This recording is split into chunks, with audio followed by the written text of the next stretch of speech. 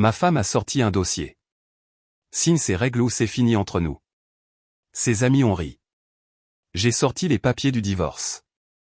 D'accord, signe ceci, et plus personne ne riait. 28 000 € par mois. Je préférerais être fauché que de m'ennuyer. Léa a fait un sourire narquois, appuyant ses bottes sur le bord de notre îlot de cuisine comme si les lieux lui appartenaient. Élodie a renchéri juste après. Chloé, ma belle, redis-moi pourquoi ton homme travaille si dur juste pour vivre comme si on était encore en 2005 ? Même Camille, toujours la plus méchante sous ses airs, a ajouté, Julien, mon chéri, tu es adorable. Mais si j'avais un homme qui rapportait ce genre d'argent, je ne couperais pas mes propres poivrons lors d'un dîner. J'aurais un chef, ou au moins un deuxième four. Elles ont ri bruyamment. Le genre de rire qui n'avait pas sa place dans un foyer, mon foyer. Je me tenais près de l'évier, rinçant les derniers verres à vin, entendant mon propre salaire utilisé comme chute d'une blague. Et Chloé, elle s'est simplement penchée en arrière sur sa chaise, faisant tourner son verre comme si c'était le meilleur divertissement de la semaine. Ai-je raté le moment où c'est devenu une séance de lynchage ? Ai-je demandé en me retournant, à moitié souriant. Oh, détends-toi, Julien. Léa m'a fait un signe de la main. On est juste réaliste. Ne sois pas si sensible. C'est ça, ai-je dit. Réaliste. D'accord. Eh bien, puisque nous sommes toutes réalistes, rappelez-moi, combien gagnent vos petits amis, déjà ? Les rires ont ralenti. Je veux dire, ai-je continué en m'approchant avec la planche à découper toujours à la main. Élodie, le tien ne t'a-t-il pas fait un Lydia pour la moitié d'un sandwich Subway le mois dernier ? Camille, je crois que ton dernier rendez-vous est parti pendant le dessert. Et Léa, eh bien, Léa sort avec ses objectifs de carrière, n'est-ce pas ? Je l'ai dit légèrement, mais cela a frappé fort. Trop fort. La pièce s'est refroidie. Les fourchettes se sont arrêtées en l'air. Même le jazz en fond sonore a semblé se mettre en sourdine. La voix de Chloé a tranché comme du verre. Julien. Je l'ai regardé. Ses lèvres n'ont plus bougé, mais son regard en disait assez. Pas merci de t'être défendu. Pas elles ont dépassé les bornes. Juste ce regard humilié, la mâchoire serrée, posée sur moi. J'ai laissé échapper un petit rire. Bonne discussion, mesdames, ai-je dit en sortant vers le couloir alors que mon visage brûlait plus fort que le four. Je me suis juste éteint. Cette soirée n'était pas censée se passer comme ça. C'était un petit rassemblement, juste 4 femmes que Chloé connaissait depuis l'université, quelques bouteilles de vin et mes pâtes aux fruits de mer maison. Je l'avais attendu avec une impatience stupide et silencieuse. Je n'avais pas beaucoup d'amis à Lyon. Les gars à qui je parlais étaient surtout des collègues de travail en ligne. Et Chloé, eh bien, ses amis étaient son monde. Je pensais pouvoir faire partie de ce monde aussi. Mais je ne m'étais jamais senti autant comme un étranger que dans ma propre cuisine. Voici à quoi ressemblait ma vie si vous vouliez le savoir, j'avais 33 ans, un bon dossier de crédit, je travaillais à distance pour une entreprise technologique de taille moyenne sur des systèmes d'arrière-plan, bon salaire, pas d'enfants, une voiture. J'ai acheté cette maison il y a 3 ans avec un acompte gratté sur les primes et les nuits tardives. Ce n'était pas glamour, mais c'était à nous. Et dans cette cuisine, où j'aurais dû me sentir fier, je me sentais moqué par des gens qui n'apportaient rien à table à part du jugement et des tire-bouchons. Et Chloé, elle n'a pas juste laissé faire. Elle s'y est jointe. La porte d'entrée s'est refermée avec un clic après la dernière paire de talons, et le silence est tombé comme un rideau. Je suis resté près de l'évier, faisant semblant d'être occupé avec un plat qui était propre depuis 5 minutes. Ma mâchoire était toujours serrée. Je pouvais entendre Chloé derrière moi, ses pas lents, délibérés, comme si elle mesurait l'espace entre chaque mot qu'elle n'avait pas encore prononcé. Waouh, a-t-elle dit finalement, sa voix froide et décontractée. Tu n'as juste pas pu t'en empêcher, n'est-ce pas ? J'ai séché mes mains sur un torchon, gardant le dos tourné vers elle. Oh, on commence par moi ? Pas par tes amis qui transforment le dîner en soirée micro ouvert ? Tu les as embarrassés, a-t-elle dit, entrant maintenant dans la cuisine, croisant les bras sur sa robe noire en maille. Dans ma maison ? Je me suis retourné. Dans notre maison, ai-je corrigé, où je paie l'hypothèque, et où j'ai cuisiné et reçu pour me faire rire au nez. Elle plaisantait, Julien. Tu as pris la chose de manière disproportionnée. J'ai ri une brève inspiration sèche. C'est ça. Parce que rien n'évoque mieux la plaisanterie que de se moquer des revenus et du mode de vie de quelqu'un tout en sirotant le vin que j'ai acheté. Tu ne pouvais juste pas laisser passer, n'est-ce pas, a-t-elle riposté, le ton montant. Tu dois toujours gagner. Tu dois toujours porter le dernier coup. Tu veux parler de coups? Je me suis approché. J'ai supporté leur petite pique toute la soirée, pensant que peut-être tu interviendrais, que tu dirais quelque chose n'importe quoi. Mais tu ne l'as pas fait. Elle m'a regardé comme si je parlais une langue étrangère. Parce qu'elles ont raison, Julien. Elles veulent mieux pour moi. Cette phrase est restée là entre nous, toxique et brute. J'ai cligné des yeux. Mieux? Qu'est-ce que cela signifie? Elle n'a pas sourcillé. Tu penses que 28 000 € par mois font de toi un héros? Que cela te donne un laissez-passer pour agir en supérieur? Je pense que cela signifie que je me tue au travail, ai-je dit, ma voix tremblant maintenant, pour que nous puissions vivre confortablement. Pour que tu n'aies pas à t'inquiéter des factures, du loyer ou des voitures en panne. Mais bien sûr, faisons semblant que je suis le problème. Tu n'écoutes pas, ses yeux ont lancé des éclairs. Ce n'est pas une question d'argent. C'est à propos de toi. Tu es terne, rigide, prévisible. Tu ne comprends pas, je ne comprends pas, ai-je répété. Je ne comprends pas ce que c'est que de travailler dur, de rentrer à la maison et d'être la risée de gens qui n'ont jamais rien construit de leur vie. Elles sont là pour moi, a-t-elle sifflé. Plus que tu ne l'as été depuis des mois. Ma poitrine s'est serrée. Donc, tu veux mesurer l'amour au nombre de fois où elles prennent ton parti lors d'une soirée vin. Au moins, elle me voit, a-t-elle claqué. Je l'ai fixé. Tu veux dire qu'elle te dit ce que tu veux entendre? Que tu mérites un yacht, un nouveau-né et un homme qui est probablement fictif? Elle a frappé le comptoir avec sa paume, bruyamment. Je mérite de me sentir vivante, Julien. Et je mérite une femme qui me soutient, ai-je dit, plus doucement maintenant. Qui ne rit pas quand je me fais déchiqueter par des gens que j'ai invités chez moi. Chloé a détourné le regard, clignant rapidement des yeux. Tu ne comprends simplement pas ce dont j'ai besoin. Non, ai-je dit en reculant. Peut-être pas. Mais je sais ce dont je n'ai pas besoin, et c'est de 3 étrangères qui décident de ma valeur pendant que ma femme les laisse faire. Elle est restée là, respirant par le nez, les yeux brillants mais provoquants. C'est pour ça qu'elles disent que tu es trop sensible. Tu pars en vrille pour la moindre petite chose. Non, Chloé, ai-je dit en secouant la tête. Je remarque les plus petites choses. Comme qui rit, qui reste silencieux, qui défend, qui ne le fait pas, silence à nouveau. Un silence profond et lourd qui n'invitait pas à la paix. Juste une pause. Elle a attrapé son verre sur la table d'appoint et a pris une gorgée, les yeux rivés au sol. Je vais me coucher. Bien sûr, ai-je murmuré. On ne voudrait pas être coincé dans une pièce avec quelqu'un qui gagne 28 000 par mois. Elle s'est détournée, mais pas avant que je voie son expression se tordre. Quelque chose entre le regret et la rage. Je suis resté là longtemps après la fermeture de la porte de la chambre. Le bourdonnement du réfrigérateur remplissait l'espace entre toutes les choses que nous ne disions pas. Je ne me sentais même plus en colère, juste vide. J'ai erré dans le salon, éteint les lumières tamisées et me suis effondré sur le canapé. J'avais construit cette vie en pensant qu'elle était solide. Il s'avère que c'était du papier peint sur des fissures, et les fissures commençaient à parler. 2 jours plus tard, j'étais assis dans mon petit bureau à domicile, écoutant d'une oreille une réunion quotidienne d'ingénierie sur Zoom tout en passant en revue mes alertes bancaires. Je n'étais d'humeur ni pour l'un ni pour l'autre, honnêtement. Après vendredi soir, les choses étaient devenues silencieuses. Pas d'excuse de Chloé, juste de la distance. Un évitement poli dans la cuisine. Une sorte de paix étrange et plastique. C'est là que je l'ai vu. Un débit de 6 542,28 € vers une plateforme de paiement que je ne reconnaissais pas effectué samedi après-midi. Ma carte, mon compte. J'ai coupé mon micro, me suis penché en arrière et j'ai fixé l'écran. Quelques secondes ont passé avant que je ne me lève et ne sorte dans le couloir. Chloé pliait du linge sur le canapé, fredonnant doucement sur une liste de lecture que je ne reconnaissais pas. Elle a levé les yeux quand je suis entré. Et, ai-je dit d'un ton égal. Petite question. Bien sûr, a-t-elle répondu sans lever les yeux. As-tu utilisé ma carte ce week-end? Cela l'a fait s'arrêter.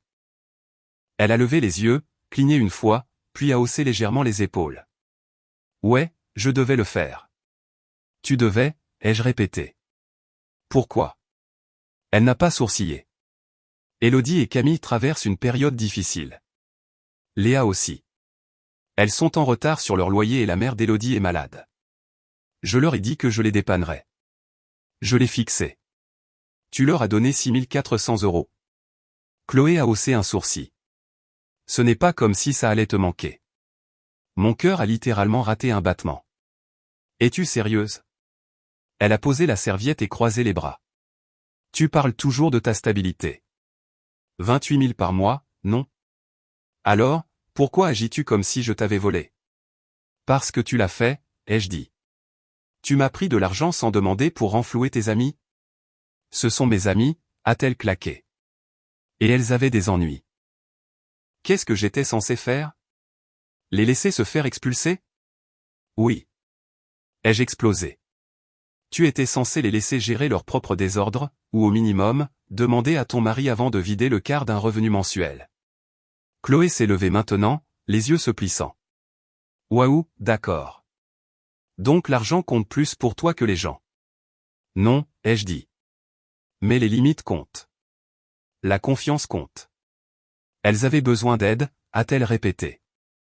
Et elles sont plus ma famille que la moitié des gens de ma lignée. Et je suis quoi, ai-je demandé. Ton distributeur automatique de billets? Ne sois pas dramatique. C'était tout. C'était la phrase qui a brisé quelque chose en moi. J'ai marché vers la table d'appoint, attrapé mon téléphone et, sans un autre mot, ouvert mon application bancaire. Qu'est-ce que tu fais? A-t-elle demandé en me regardant. Je change tous les mots de passe, ai-je dit doucement. Je verrouille les cartes. Je gèle ton accès. Sa mâchoire est tombée. Tu réagis de manière excessive. Non, ai-je dit, tapant toujours. Je corrige. Tu me punis parce que je me soucie des autres, a-t-elle sifflé. Non, je me protège d'être utilisé. J'ai levé les yeux. Il y a une différence. Elle est passée devant moi en trombe, a attrapé son téléphone sur la table basse et l'a jeté sur le canapé. Tu attendais une excuse pour faire ce genre de conneries, n'est-ce pas, a-t-elle hurlé. Tu as toujours voulu le contrôle. Cela t'a juste donné une raison. Tu m'as donné une raison, ai-je dit, à la seconde où tu as décidé que le loyer de tes amis était plus important que notre confiance. Elle a attrapé un coussin et l'a lancé contre le mur. Tu es tellement égoïste. Et tu es irresponsable, ai-je riposté. Et manipulatrice, et tu te crois tout permis. Et si c'est à ça que ressemble être vieux pour toi, bonne chance pour trouver quelqu'un d'autre pour financer la vie de tes amis. Nous sommes restés là, respirant fort. Je pouvais sentir la fissure qui avait commencé vendredi se fendre droit au milieu du sol entre nous. Bien, a-t-elle dit, sa voix redevenue de glace. Tu veux des murs? Construis-les. Et elle est partie. La porte de la chambre a claqué. Je n'ai pas suivi. Je suis retourné dans mon bureau, je me suis assis et j'ai fixé l'écran de connexion de notre compte joint, maintenant désactivé. Et j'ai ressenti quelque chose de nouveau. Pas de la colère, pas de la trahison. De la clarté. J'ai entendu le cliquetis doux d'une fermeture éclair bien avant de la voir. Il était juste passé 8 heures un dimanche matin. Le soleil n'avait même pas encore complètement percé les nuages, et la maison conservait encore ce calme lourd et silencieux le genre qui suit une tempête. Chloé se tenait au pied de l'escalier, sa valise droite à côté d'elle, son sac fourre-tout passé sur une épaule. Elle portait le même pantalon de yoga et le même sweat à capuche gris qu'elle portait habituellement quand elle rendait visite à ses amis. Mais cette fois, la façon dont elle se tenait menton levé, yeux secs me disait que ce n'était pas un voyage rapide. Je n'ai pas parlé, je me suis juste appuyé contre le cadre de la porte du couloir, les bras croisés.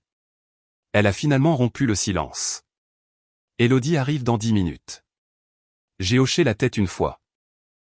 Et c'est là que tu vas. Elle a haussé les épaules, mais ce n'était pas décontracté. C'était froid. Elle a proposé. Elle a dit que je ne devrais pas avoir à vivre dans un endroit toxique. Toxique, ai-je répété d'un ton plat.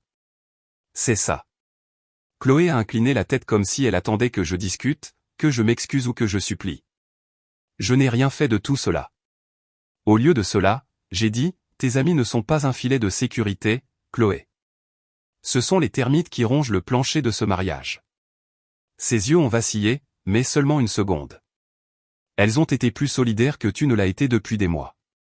Elles ont été plus manipulatrices, ai-je répondu. Plus exigeantes. Plus intéressées à t'utiliser pour valider leur propre misère. C'est ma famille, a-t-elle claqué. Non, ai-je dit en m'approchant. Elles sont un miroir que tu fixes pour ne pas avoir à regarder ton propre reflet. Chloé a serré la poignée de la valise. Tu penses vraiment que tu es la victime ici, n'est-ce pas? Je pense que je suis le seul qui n'a pas menti, triché ou volé dans cette relation. Elle a levé les yeux au ciel. Oh, tellement dramatique. J'ai senti les mots monter tranchants, furieux. Mais je les ai ravalés. Au lieu de cela, j'ai dit, si je suis si insupportable, pourquoi es-tu resté aussi longtemps? Ses lèvres se sont entr'ouvertes comme si elle avait une réponse répétée prête, mais elle a hésité. Elle a regardé le sol. Parce que je continuais d'espérer, a-t-elle dit doucement, que tu changerais. Cela a frappé plus fort que ça n'aurait dû.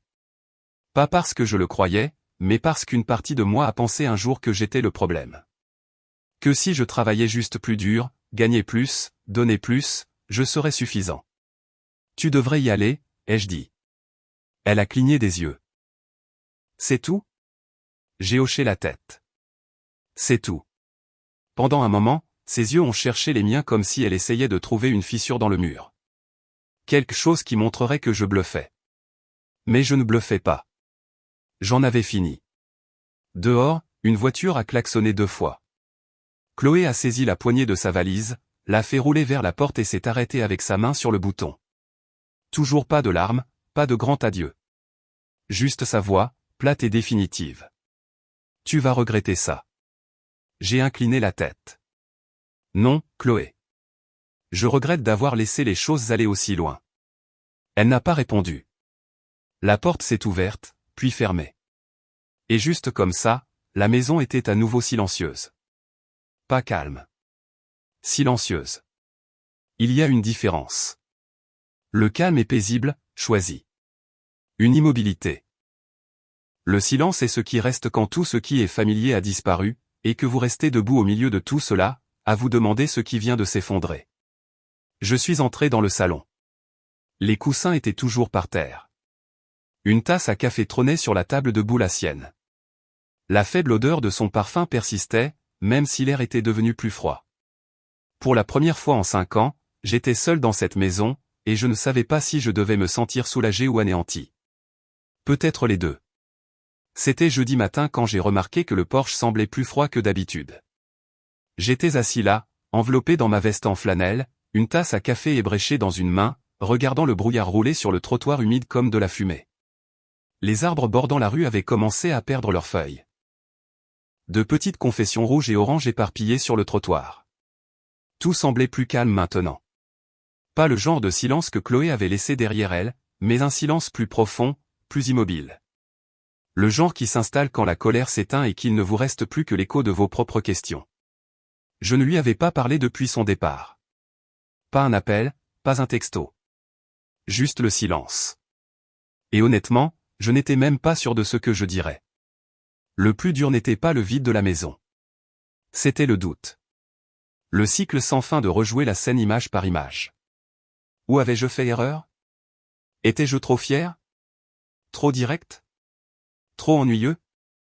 J'ai regardé mon téléphone. Toujours rien. Quelques notifications de travail, du courrier indésirable, aucun message d'elle. Pas d'excuses. Pas même un emoji sarcastique.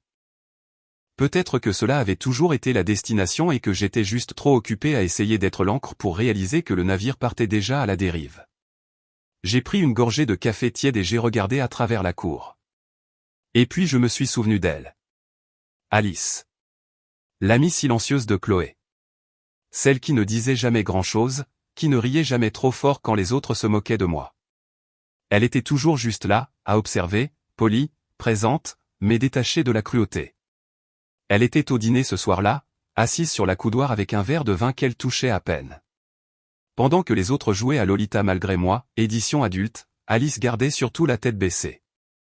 Cela m'a frappé comme un vent soudain. Elle n'avait pas dit une seule chose méchante. Pas une seule. Je me suis penché en arrière sur la chaise du Porsche, les yeux plissés contre la pâle lumière du matin.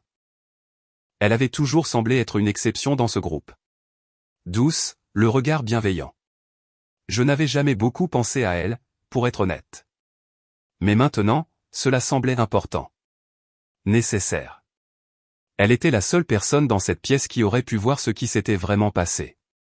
Et j'avais besoin de savoir. Pas pour accuser, pas pour pointer du doigt ou rassembler des preuves. J'avais juste besoin de la vérité. Quelque chose de réel. Quelque chose qui ne ressemblait pas à de la déformation, de la survie ou de la manipulation. De l'honnêteté.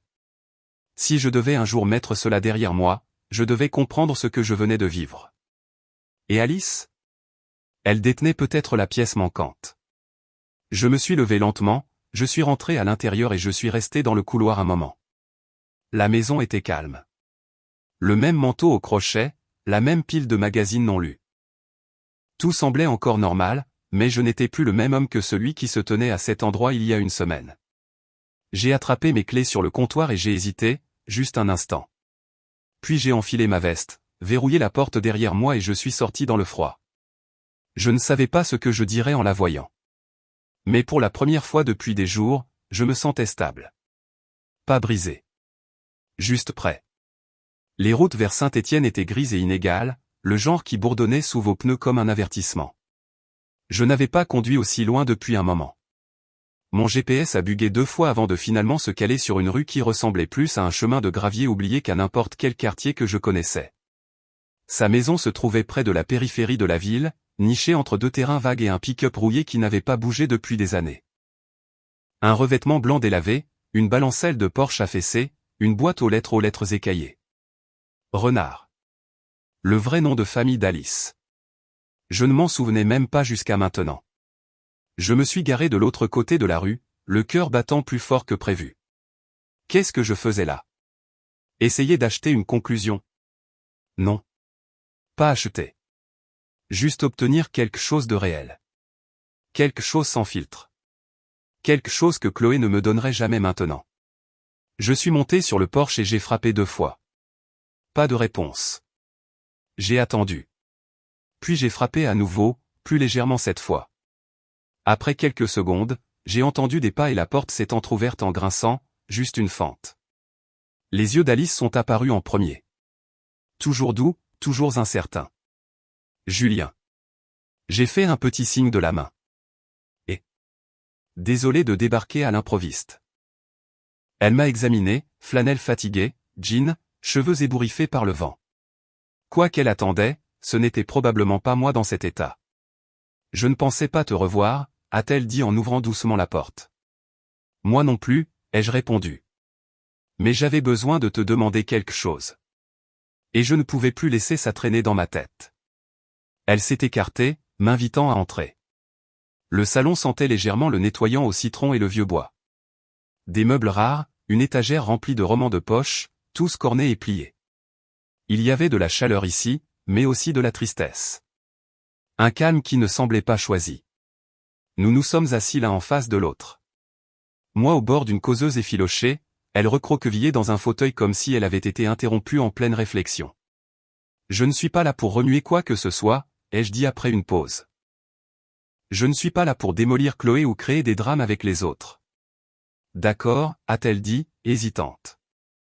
J'ai fouillé dans ma veste et j'ai sorti une enveloppe ordinaire. Elle l'a regardée comme si c'était radioactif. Qu'est-ce que c'est?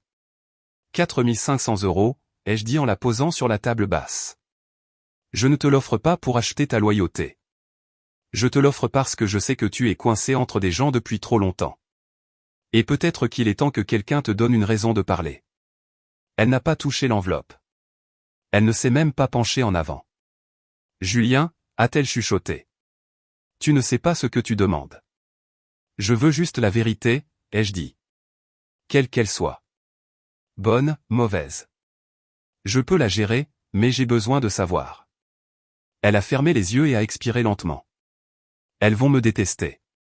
C'est déjà le cas, ai-je dit doucement. Elles ne te l'ont simplement pas encore dit. Cela l'a fait tressaillir. Elle s'est redressée, repoussant ses cheveux derrière ses oreilles. Tu ne comprends pas. Ces filles. Elles ont été tout pour moi. Après la mort de ma mère, je n'avais personne. Pas de famille. Chloé, elle m'a accueilli. Nourri. Aidé à sortir de mes dettes. M'a donné un endroit où j'avais ma place. Je ne te demande pas de trahir ta loyauté, ai-je dit.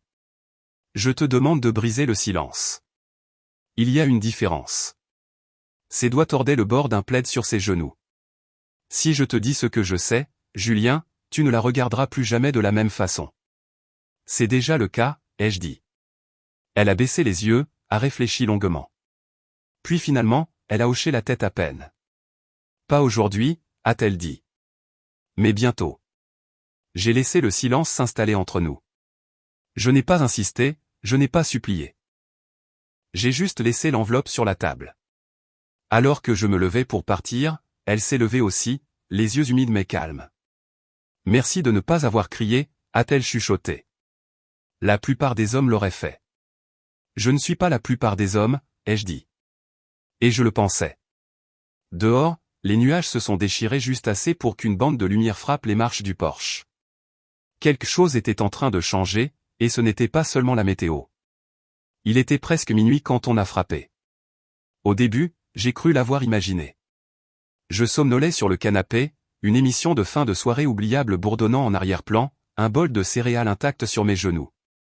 Mais on a frappé à nouveau doucement, précipitamment, presque avec incertitude.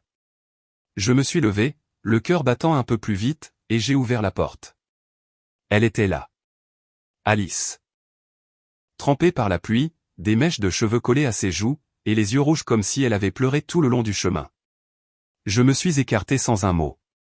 Elle est entrée lentement, serrant son manteau plus fort autour d'elle, comme si elle ne savait pas si elle devait parler ou s'effondrer. A-t-elle commencé, la voix tremblante. Je ne peux plus garder ça pour moi. Elle se tenait au milieu de mon salon, frissonnante, les yeux fuyants comme si elle n'était pas sûre que les murs étaient sûrs. J'ai attrapé un plaid sur le canapé et je l'ai doucement enroulé autour de ses épaules. Assieds-toi, ai-je dit doucement. Prends ton temps. Elle l'a fait. Je me suis assis en face d'elle, les mains posées sur mes genoux, attendant, sans insister. Alice a regardé le sol pendant un long moment. Quand elle a finalement parlé, sa voix était plus petite que je ne l'avais jamais entendue. Elle t'a trompé, Julien. L'air a semblé quitter la pièce. Je n'ai pas bougé, je n'ai pas cligné des yeux. J'ai juste écouté. Ce soir-là, le dîner, a-t-elle dit en déglutissant. Elles sont restées. Elles ont bu plus. Beaucoup plus. Élodie l'a mise au défi d'aller danser avec le gars à la table du coin. Un des amis de Camille. Il était plus âgé, tapa accent grave l'œil. Chloé a flirté en retour. Puis un autre gars est arrivé. Je ne connais même pas son nom. Elle a disparu un moment. 1 heure, peut-être plus. Elle a levé les yeux, le regard vitreux. Quand elle est revenue, sa robe était froissée. Sa coiffure était différente. Et elle a juste ri comme si tout n'était qu'un jeu, ma poitrine s'est serrée, mais je n'ai toujours pas parlé. Je l'ai laissé continuer. Je voulais partir. J'aurais dû partir, mais j'avais peur.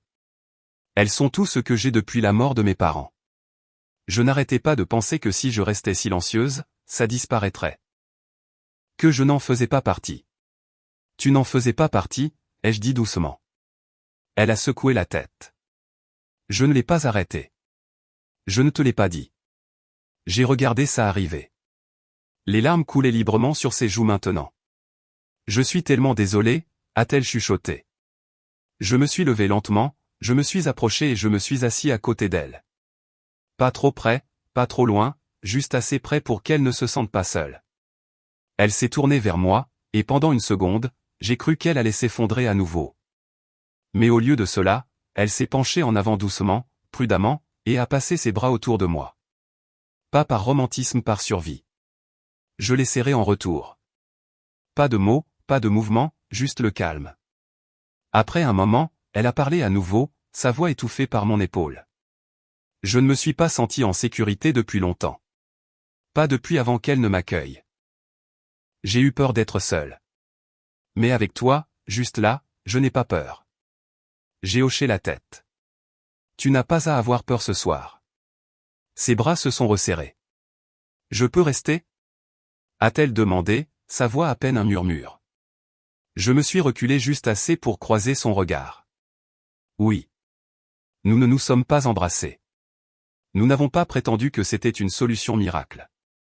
Nous sommes juste restés assis là, deux personnes meurtries par des batailles différentes, trouvant un abri tranquille dans la présence de l'autre.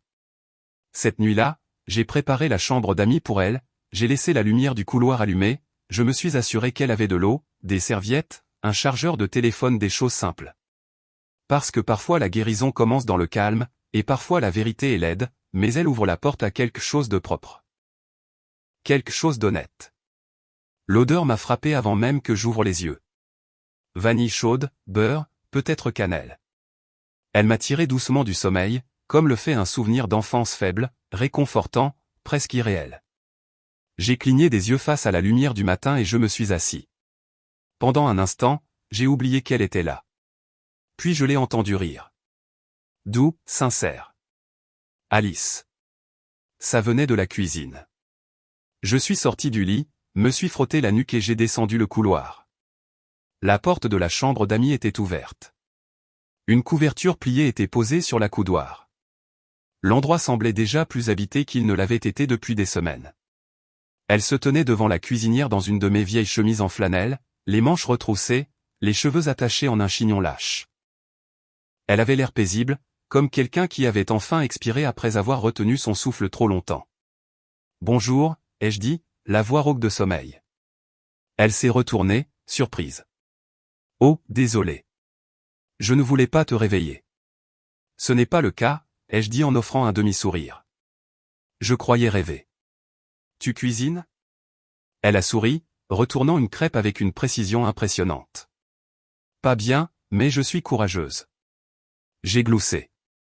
La première fois depuis des semaines que je sentais ce son venir d'un endroit réel. « J'espère que tu es d'accord pour des crêpes et du sirop douteux, a-t-elle ajouté, en jetant un coup d'œil à la bouteille de marque inconnue sur le comptoir. « C'est parfait, ai-je dit. » Elle a posé une assiette devant moi un instant plus tard, puis m'a rejoint à la table, tasse à la main. Il y avait un calme entre nous, mais pas gênant. Juste sécurisant. Un calme entre deux personnes qui avaient arrêté de faire semblant de ne pas être fatiguées de faire semblant. « Merci de m'avoir laissé rester », a-t-elle dit doucement. « Tu n'as pas à me remercier d'avoir besoin de paix, ai-je répondu. Nous avons mangé en silence pendant quelques minutes, le bruit des fourchettes, la lumière du soleil se déversant sur le carrelage de la cuisine. La maison ne semblait plus hantée. Plus tard cet après-midi-là, j'étais assis seul dans mon bureau, fixant mon ordinateur portable. Les coordonnées de Chloé étaient toujours en haut de ma liste de favoris. J'ai passé la souris dessus une seconde. Puis j'ai cliqué ailleurs. À la place, j'ai ouvert le portail de mon avocat. Je n'ai pas hésité. Je n'ai pas traîné.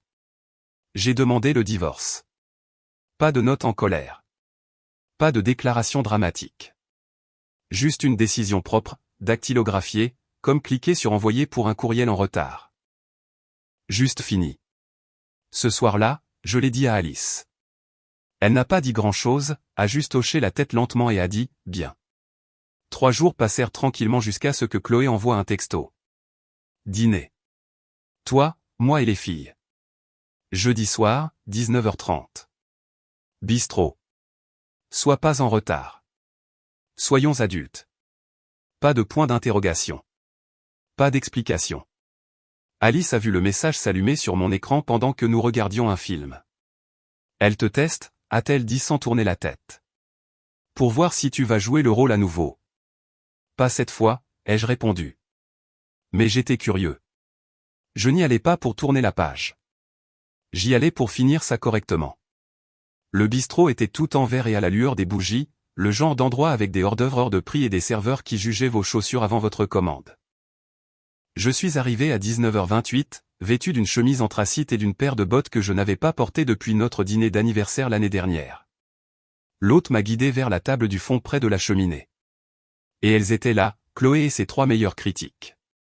Élodie, dans une absurdité à paillettes, m'a souri comme si j'étais un chiot perdu. Camille n'a même pas levé les yeux de son téléphone. Léa a fait un sourire narquois dès qu'elle m'a vu, sirotant déjà quelque chose de couleur néon avec suffisance. Chloé.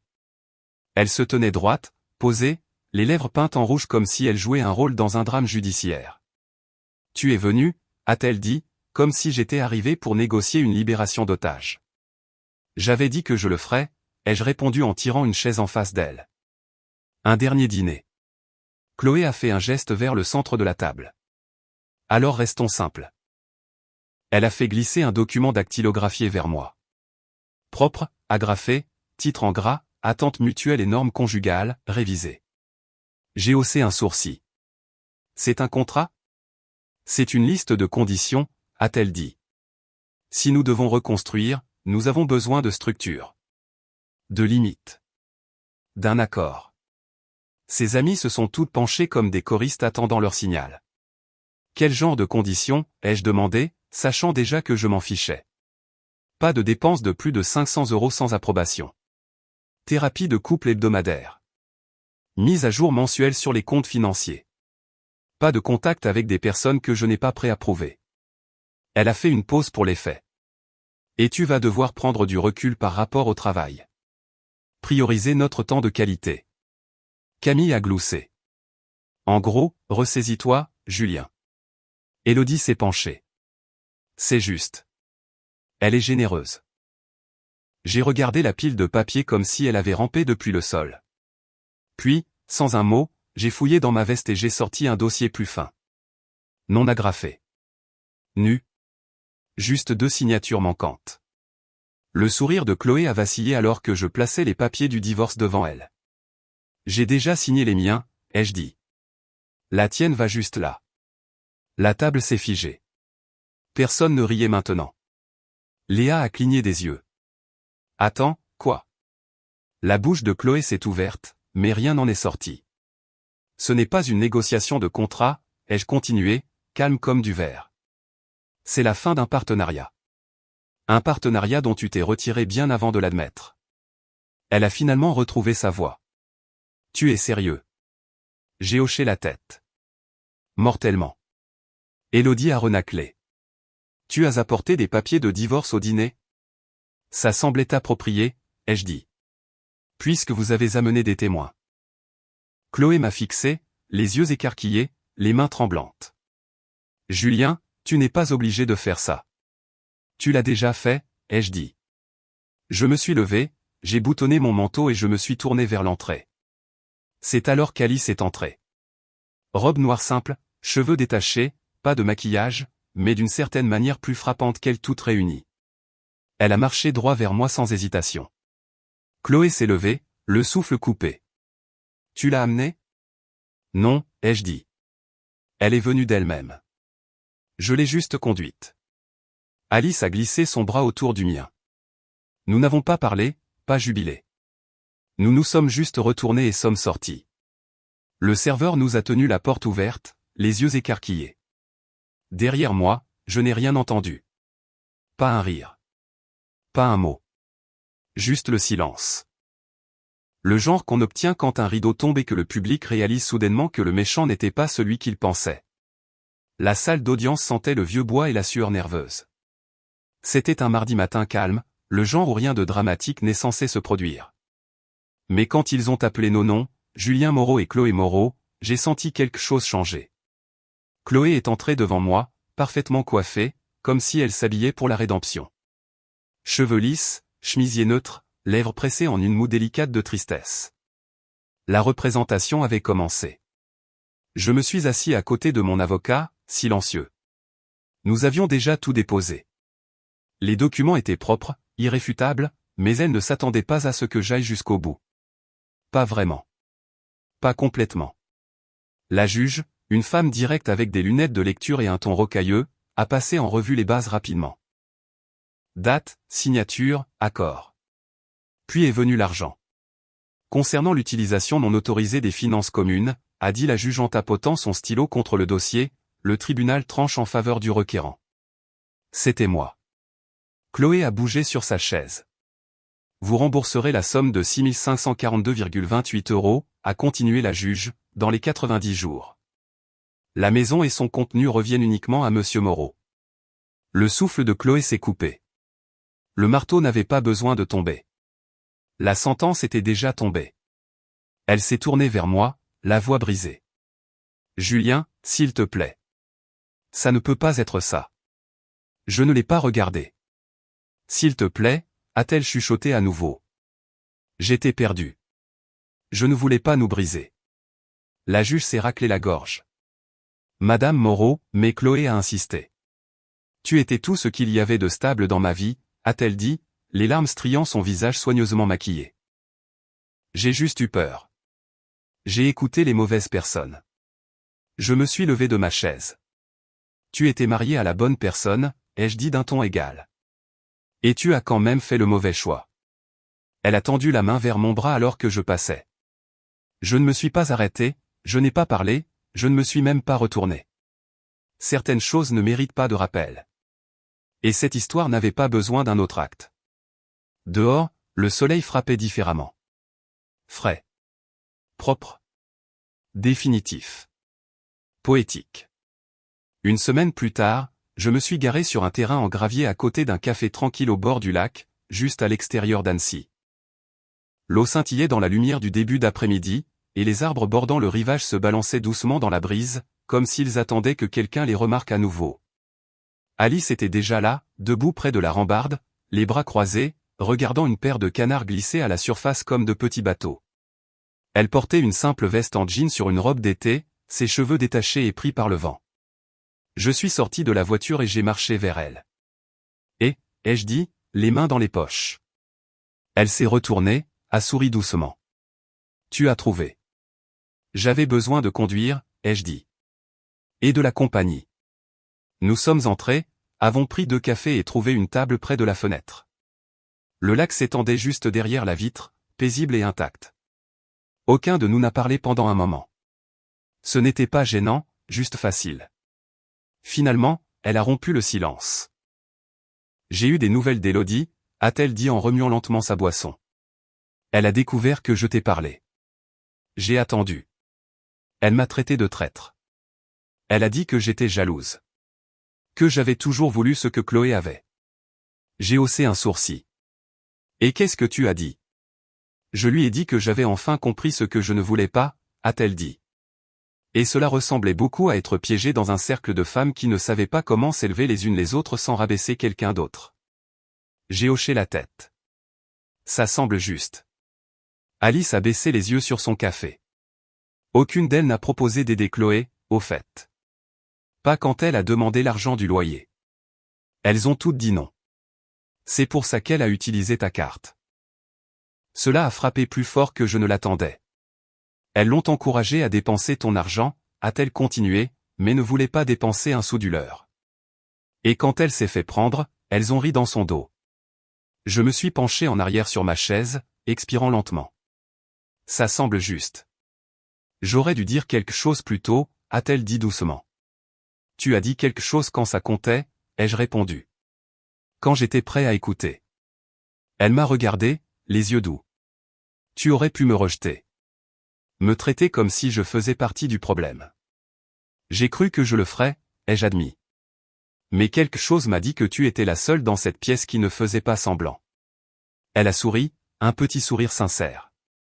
Tu m'as sorti de quelque chose de sombre, Julien. Et pas seulement du gâchis de Chloé. Du mien aussi. Nous n'avons rien dit après ça pendant un moment. Juste assis là à siroter du café, regardant le vent onduler sur le lac. Le soleil a capté son regard. Elle n'a pas scié. J'ai tendu la main à travers la table et j'ai pris la sienne. Pas de grands gestes, pas de promesses. Juste un contact honnête. Nous ne commencions pas quelque chose de dramatique. Nous respirions juste. Enfin.